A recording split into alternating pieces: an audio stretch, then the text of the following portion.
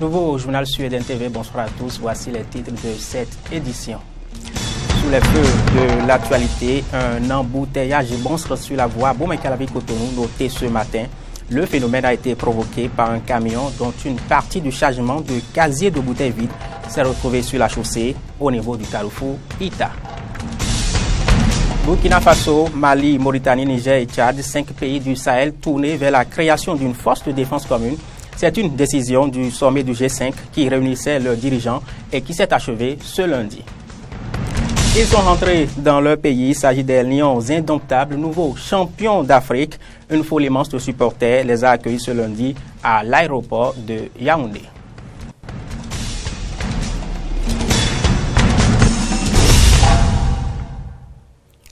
Un embouteillage pas comme on en remarque souvent sur la voie à Bomey-Calavi-Cotonou a retenu toutes les attentions ce mardi matin. La cause de cet embouteillage est un camion dont une partie du chargement de casier de bouteilles vides s'est retrouvée sur la chaussée, comme vous allez le voir sur ces images prises par Ibrahim Orunam et Aristide Setti. Cette situation a engendré, je vous le disais, un embouteillage monstre dont la file de voitures s'étendait de ce carrefour Ita au carrefour Bido Cessi vers 9h ce matin. On n'en sait pas plus pour l'heure. Dans l'actualité également, la grève de la FESEN-CSTB, Fédération des syndicats nationaux de l'éducation, elle débute son mouvement de cessation de travail de 112 heures ce mardi. Selon une récente motion de grève publiée, ces revendications sont entre autres la suppression immédiate et sans condition de l'arrêté ministériel portant réinsertion dans la fonction publique des inspecteurs à la retraite et le respect des libertés démocratiques, notamment syndicales, par la poursuite des auteurs des atteintes aux libertés démocratiques. On précise que la FESEN est affiliée à la CSTB centrale que dirige Paul Essay Iko. Cette grève contraste avec la reprise des cours dans les établissements de l'enseignement maternel et primaire. Vous le savez, un regroupement de syndicats de ce secteur a levé récemment sa motion de grève. Du coup, l'heure est aux enseignements et vous allez l'entendre. Cela réjouit élèves et enseignants, comme on peut le remarquer en Antoinette Sagbo et Denis Maroya. C'est le retour des cours après 3 semaines de grève dans l'enseignement maternel primaire public au Bénin. Une cessation de travail due à plusieurs motifs. Désiré Djossou, maître à l'école primaire publique de Kadjeng, fait un rappel des revendications. On avait demandé beaucoup de rapportages tels que les pépé mémé, ils n'ont qu'à aller se reposer. Parce que nous avons aussi des enseignants compétents. Même s'il n'y a plus d'inspecteurs aujourd'hui, ils peuvent quand même organiser le concours. Parce qu'il y a des gens qui ont le diplôme qui sont là. Donc ces pépé mémé sont déjà fatigués. Ils n'ont qu'à se reposer et rester auprès de leur petit-fils. Le ministre a fini par écouter les syndicalistes. Il a dit qu'il reconnaîtra réellement notre statut particulier. Et que ça va prendre effet à partir de 15 de ce mois, à partir de 15 février. Et nous avons aussi demandé, comment dirais-je, le reversement des agents contractuels. Parce que juste là, depuis 2008, il y avait des enseignants qui ne sont pas encore en contact de leur contrat. Les enseignants sont encore à 33 000 francs dans ce pays. Donc, il faudrait que le ministre fasse tout possible pour finir complètement avec le reversement. Depuis le 18 janvier, les syndicats des enseignements maternels et primaires, réunis au sein du Conseil sectoriel pour le dialogue social, ont déclenché une grève de 112 heures renouvelable par tacite reconduction. Mais grâce à des négociations entre acteurs éducatifs et membres du gouvernement, un terrain d'entente a été trouvé. Élèves et enseignants expriment leur joie de retrouver le chemin des classes. Je me sens à l'aise, très content de reprendre les cours. J'aime la façon dont le maître donne les cours parce que sa façon de parler est très facile à comprendre. Je veux que je passe au CM1, que je travaille bien en classe, que je sois parmi les 5 premiers. Moi, je suis très content de la reprise des cours. Les grèves n'arrangent pas du tout les élèves. Les grèves participent à l'échec scolaire, à l'avenir. Je souhaiterais que les négociations aboutissent très tôt s'il y a revendication et que les grèves ne perdurent plus. C'est maintenant le moment de rattraper le temps perdu afin de donner aux apprenants le savoir nécessaire pour garantir leur succès au cours de l'année académique 2016-2017 avec de bons résultats. Aggravation de la situation financière de l'Ibercom, problème d'authenticité de diplôme de certains responsables. Les révélations étaient troublantes hier lors de la conférence de presse du FONAC, Front des organisations nationales de lutte contre la corruption. Le conférencier Jean-Baptiste Elias a aussi parlé de la question de nomination de certains responsables de la société civile dans certaines structures étatiques, n'est-ce pas, Carole Olaye? Face aux hommes des médias, le président du Front des organisations nationales de lutte contre la corruption a évoqué deux sujets. Le premier est celui de l'investigation menée par le FONAC au sein de l'Ibercom, cette entreprise étatique de téléphonie mobile dont les chiffres d'affaires sont en baisse d'année en année depuis 2013 et qui ploie sous le poids d'une mauvaise gestion. Mauvaise gestion dénoncée au cours de cette conférence de presse par Jean-Baptiste Elias. L'aggravation de la situation financière de la maison est intervenue avec la création de nouvelles charges. Jusque-là, il y avait 3 directions techniques. Le directeur général a pris une note passant de 3 à 7 directions techniques. Et pourtant, les finances sont toujours au stade maigre. Puis, a créé des postes de responsabilité passant de 26 à 54 avec effet financier immédiat et important. Nous nous sommes évertués à vérifier les diplômes des membres du conseil du comité de direction. 2 cas précis. Le directeur général lui-même, la directrice des ressources humaines, qui nous ont produit des diplômes qui ne sont pas éligibles dans le secteur public au Bénin. Les résultats de ces investigations ont été portés à la connaissance du ministre de l'économie numérique qui, au dire du conférencier, est dans la dynamique de ne pas prendre des résolutions adéquates. Vous savez bien que quand on veut noyer une affaire, on crée une commission, on dit on est en train, et puis voilà. Depuis le 28 septembre, et nous sommes aujourd'hui février 2017.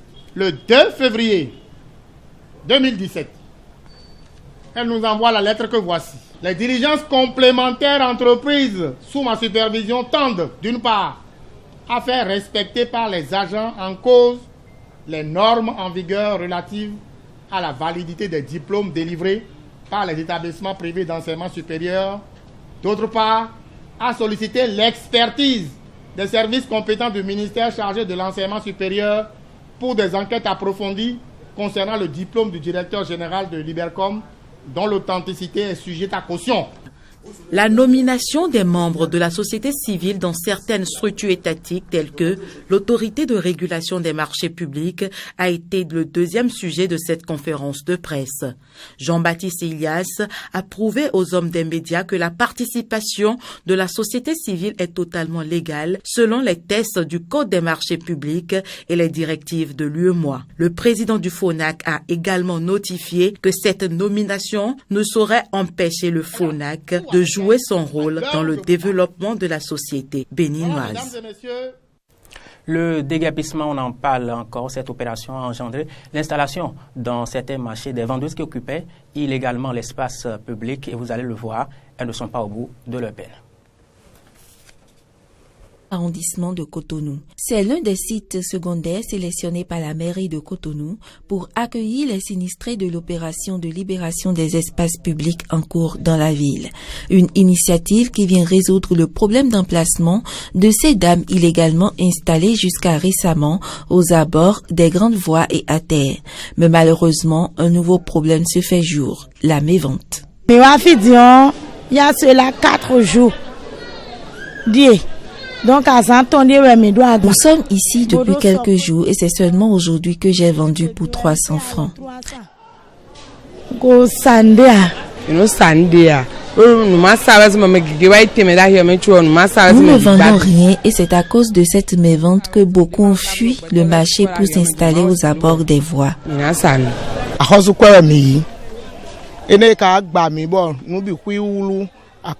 Nous avons emprunté de l'argent à l'État, voilà que nous sommes déguerpis. Il nous est difficile de réunir l'argent pour reprendre le commerce. Outre le problème de manque d'affluence, certaines de ces vendeuses sinistrées sont confrontées au manque d'emplacement exposé par voie de conséquence aux intempéries des différentes saisons béninoises. Une situation que tentent d'améliorer les autorités municipales et la responsable du marché.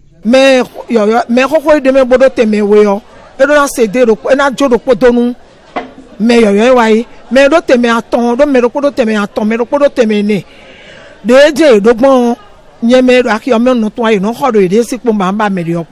qui étaient là et qui ont 2 places doivent céder une place aux nouvelles venues. Il y en a qui ont même 3, 4 places. Comment elles se sont arrangées, je l'ignore. Mais il faut que ces dernières cèdent 1 ou 2 places selon le nombre qu'elles ont afin de permettre aux nouvelles venues de vendre aussi. C'est une décision des autorités que nous devons respecter.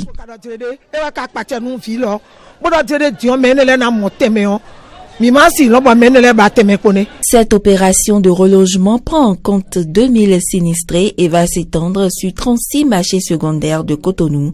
Elle se fait gratuitement. Et vous l'avez noté, il s'agissait des problèmes relatifs à l'installation dans le marché de Wenoussou des vendeuses qui occupaient illégalement l'espace public. Le déguerpissement sous un autre angle, celui des opérations de chargement et déchargement des véhicules de transport en commun reliant Cotonou et Porto-Novo, des opérations qu'on ne remarque plus dans l'espace libéré à la descente du pont de Dantokba et qui servait de gare routière à certains conducteurs. Cet espace, aujourd'hui inoccupé du fait de l'opération de déguerpissement à Cotonou, est bien l'ancien parc auto de Dantokba. Certains chauffeurs censés rejoindre le nouveau parc à eux réservé sous les 2 ponts errent encore sur les lieux. Ils ne supportent pas la nouvelle donne. Il y a un marché à Misebo et un autre à Tokpa. Ceux qui viennent de Porto-Novo, de Rodé et de Igolo ou d'ailleurs, c'est ce parc qui les accueille. Les bureaux des syndicats des transporteurs étaient ici et permettaient aux passagers de garder leurs bagages en sécurité. Rien de tout cela n'est plus possible et les clients se sont dispersés dans la nature. C'est ici, entre l'ancien pont et le 3e pont, que se trouve le nouveau parc auto réservé aux transporteurs qui font le trajet Cotonou-Porto-Novo et qui devront le partager avec ceux de Cotonou-Djougou. Si certains chauffeurs se sont dépêchés de le rejoindre, d'autres préfèrent charger et décharger les clients le long des axes routiers. Et pour cause, donc, comment tu fais quel client se rendra ici en ignorant le 2e parc de Dantokba? Rien ne marche. Nous venons juste dormir. Nous garons sur le parc sans charger un seul client au cours d'une journée et on rentre bredouille. Si cela continue, comment pouvons-nous payer les propriétaires de véhicules? Notre emploi est ainsi menacé. Nous vivons des moments très difficiles. Depuis la suppression de ce parc de Dantokba, les transporteurs peinent à remplir leurs véhicules de voyageurs sur le nouveau parc faute de clients. Jusqu'à quand continueront-ils de charger et de décharger les clients le long des axes routiers? Bien malin qui répondra à cette question. Actualité à l'étranger, le sommet G5 qui a réuni les pays du Sahel tels que le Burkina Faso, le Mali, la Mauritanie, le Niger et le Tchad s'est achevé ce lundi. Décision majeure issue de ce sommet, la création d'une force de défense commune par ces États pour lutter contre le terrorisme et le trafic de drogue. Ces pays espèrent faire prendre à l'ONU une résolution allant dans ce sens.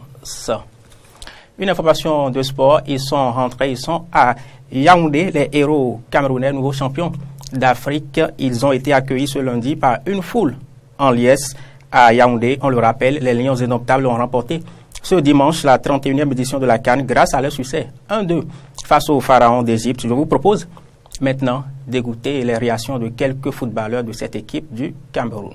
Je suis surpris. Pourtant, quand on voyageait pour l'aller, il n'y avait personne pour nous accompagner. Aujourd'hui, c'est un monde fou. Nous sommes allés tout doucement et aujourd'hui on rentre avec un triomphe. Je pense que c'est vraiment ça. On a travaillé en cachette et aujourd'hui nous sommes récompensés. Parti de 0 à héros. Aujourd'hui, on est tous contents, on est tous fiers de ce qu'on a fait, du travail qu'on a abattu pour notre pays. Et c'est un plaisir pour nous. L'ambiance, vous savez, ça fait éviter, ça permet d'oublier le stress du match et le stress de la compétition, c'est très important. Je pense qu'il le faut pour que tout le monde essaye d'oublier un peu qu'il y a une pression qui existe.